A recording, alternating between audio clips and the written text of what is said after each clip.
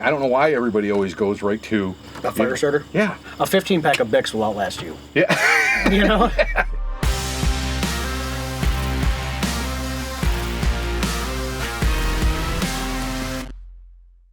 Hi, I'm Matt. Hi, I'm Greg. We're with Otis Technology and DRD Tactical. So we kind of wanted to talk today a little bit about your preparedness plan for apocalypse, pandemic, whatever we want to call it. You know, last year with COVID, we all kind of went through some stuff and everybody was scrambling a little bit. I think there were people that were prepared. I wish I was better at that. Well, you know, too, it was one of those things where it was uncertainty. You didn't know what you were preparing for. Yeah. Or is this end of days? Is this, you know, the second after type of thing? Or what are we looking at? You had definite, like, situations, like the first two things I need. Do I need ammo or toilet paper? And it was... yeah. Which first, yeah. You know? Reloading supplies. Yeah. You know, what do you bring with you? And I guess there's, like, different, you know, mentalities, you know? If you have weapons and ammo, you can get whatever else you need. To a certain extent, you know? Good point. But, you know, how prepared are you and what are you trying to prepare for? Yeah. Are you prepared for, you know, an armed robbery? Are you prepared for end of days where people are fighting for food and, you know, things like that? So we're going to have a little discussion on, you know, the different levels in our opinions of how to prepare for that stuff or what maybe some people are preparing for. Yeah. And we're not professional preppers, so we're hoping that you guys watching this can definitely put some comments in there and say things we missed or whatever, and we all get a little bit better at this preparedness game and do what we can. But just some things I've done, Greg's done, you know, people in the shop that we've talked to, just kind of get some ideas with it. I'll just use this like March last year is, you know, when all of a sudden people started getting sent home from work. Yeah. And you knew this was like something different. I'd never gone through anything like that. After 9/11 and stuff was a little bit different. You were concerned about a specific threat, but this was everywhere. You couldn't breathe and you know, you didn't know what you were doing, if you were going to leave your house again, that kind of stuff. If there was going to be food at the grocery store, you know, a run on everything from toilet paper, ammunition at the stores, firearms.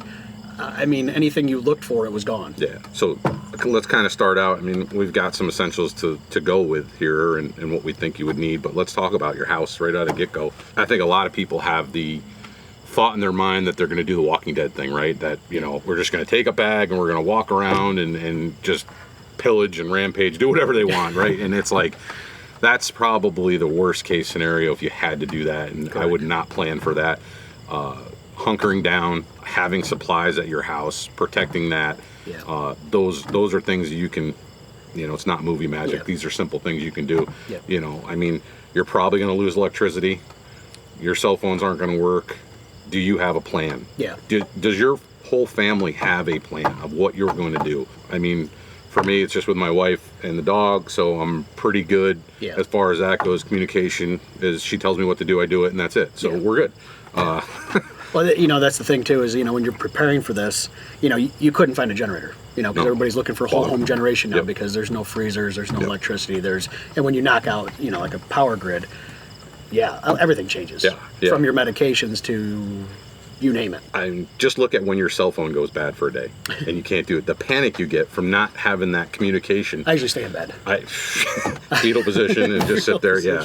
I mean, it's a collar on all our necks, but you can't function without it. I mean, you can't do business. I don't have friends, family, everything. So that will freak enough people out as it is. Correct. And I would say that plan is probably not just your immediate family, but there's other people that you worry about. Yeah.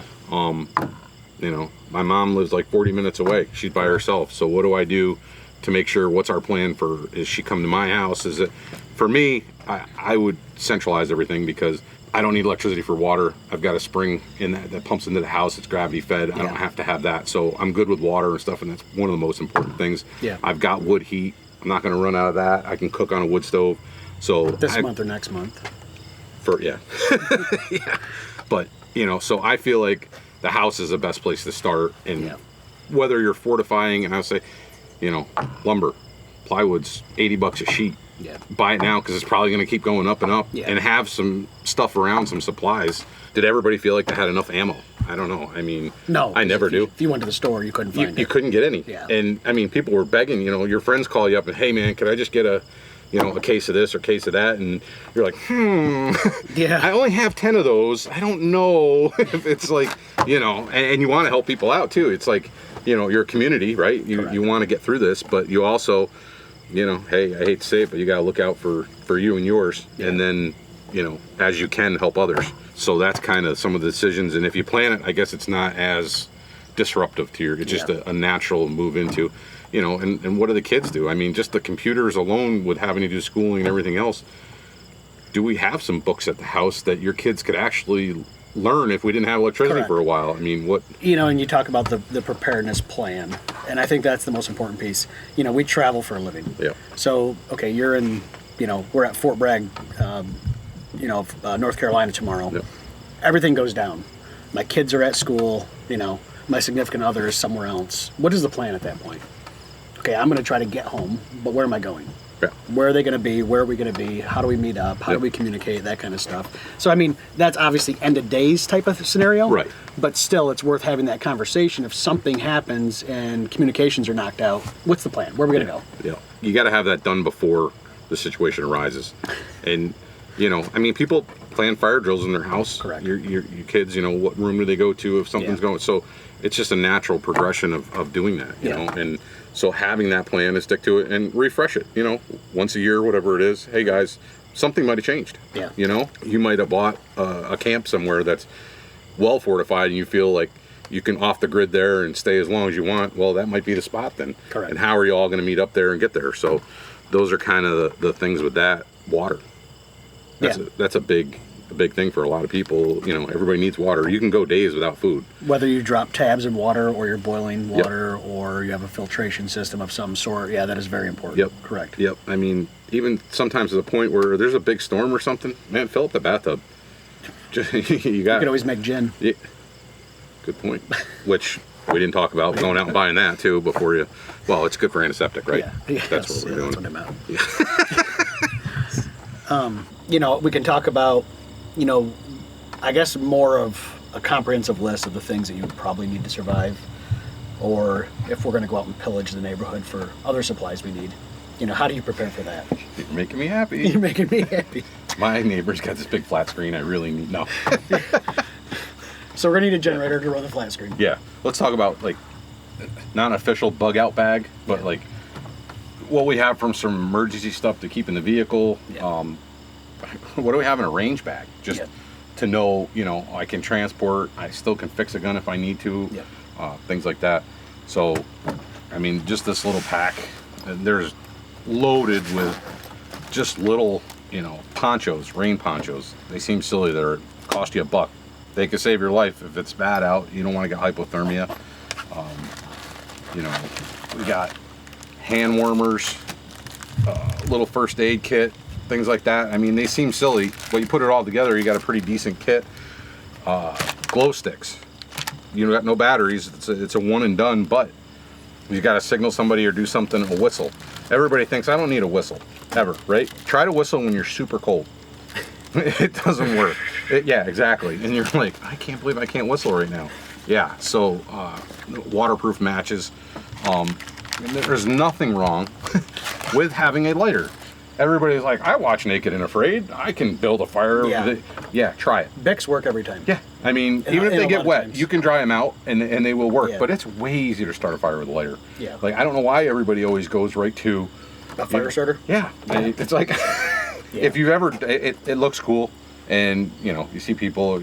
Obviously, it is a way to do it. People have done it for millions of years, but a 15-pack of Bics will outlast you. Yeah.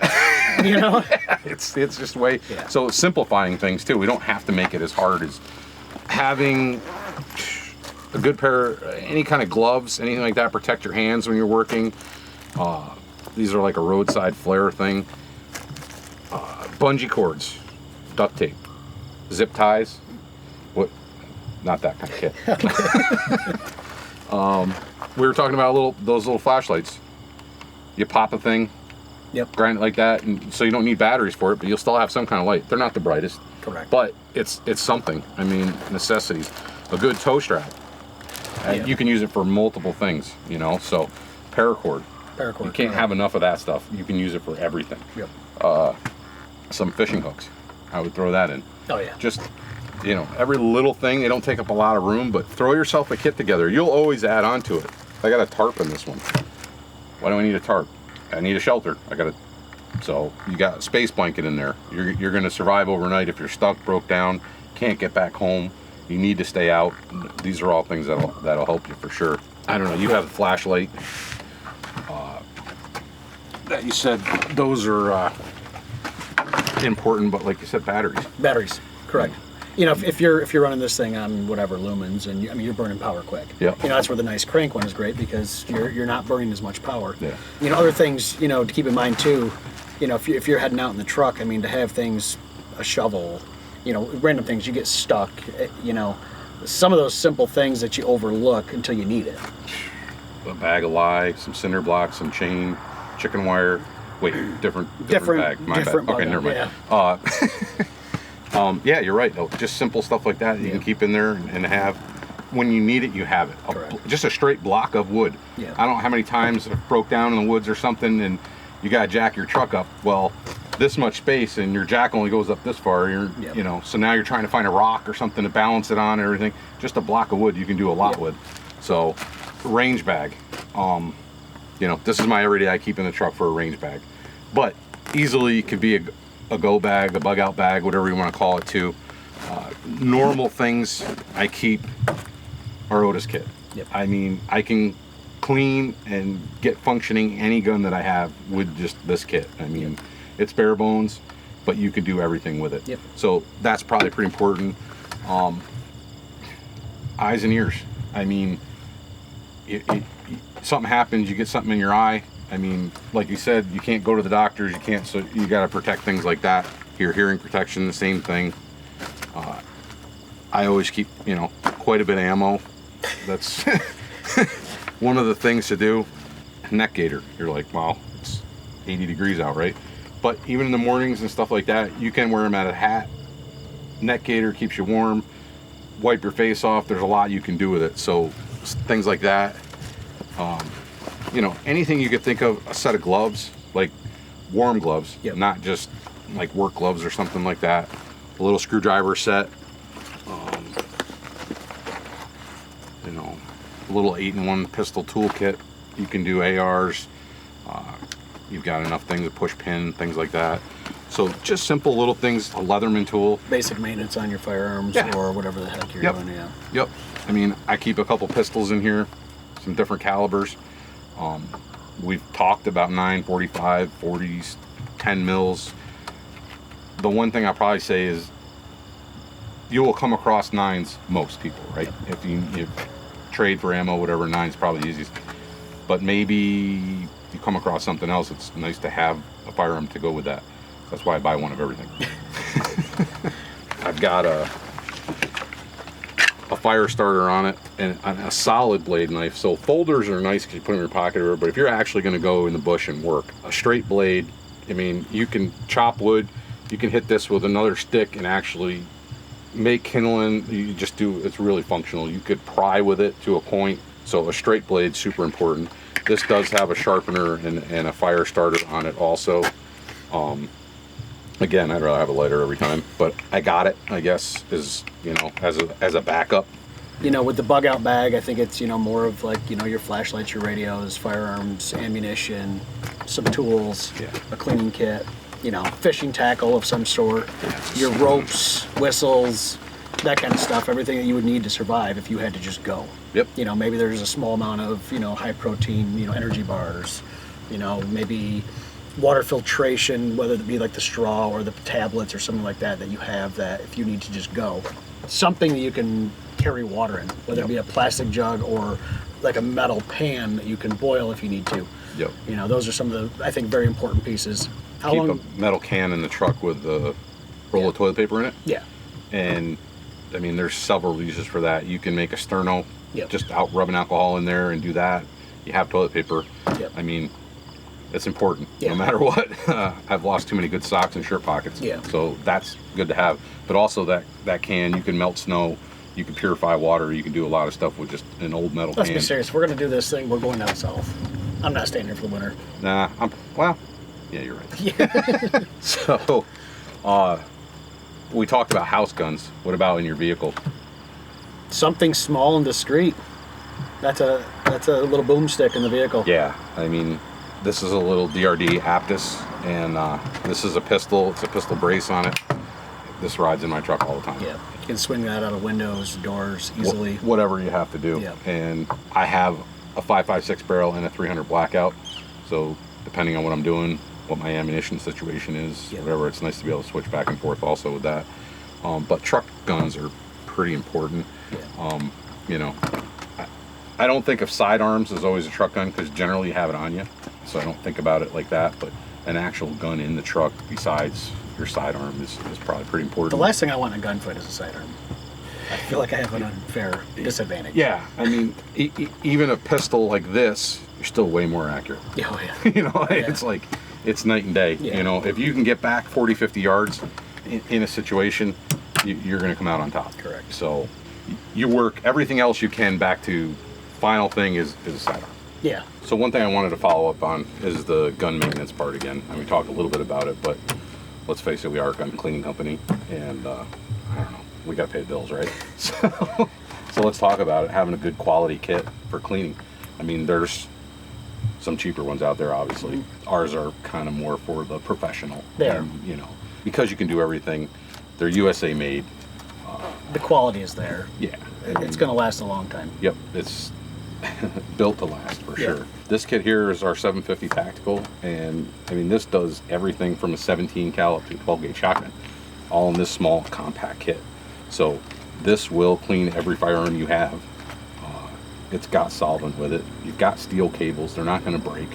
Brass components, brushes, bronze brushes, and shotgun. I mean, we've got our cleaning patches in there and everything. So you need to clean your bore, obviously, but also your BCG and your shotgun.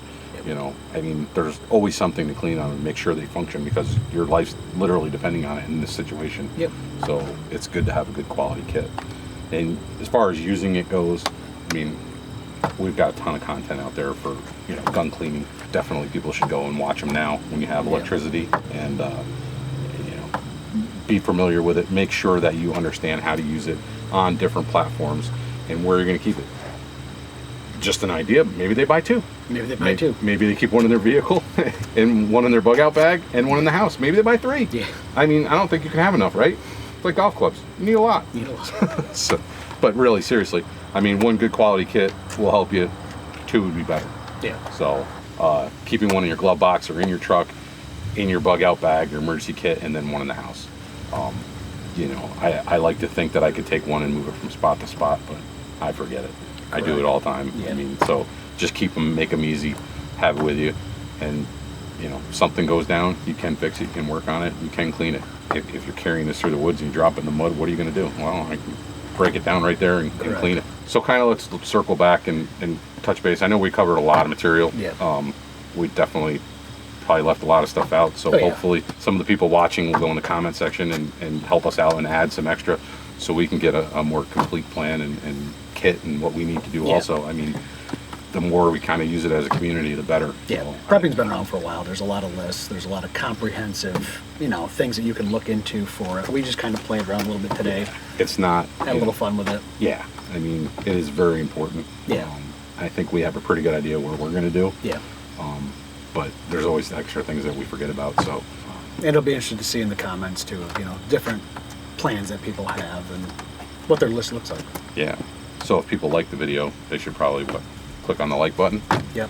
And then if you have comments, subscribe to our channel. And yeah, I mean, we got a lot of other content out there and a lot of other videos. Yeah. So hopefully you can check out some of those other ones too. And we appreciate it. Hopefully we help some people and reciprocate it back, give us some comments, and we'll all get a little bit better at the plan. Yeah.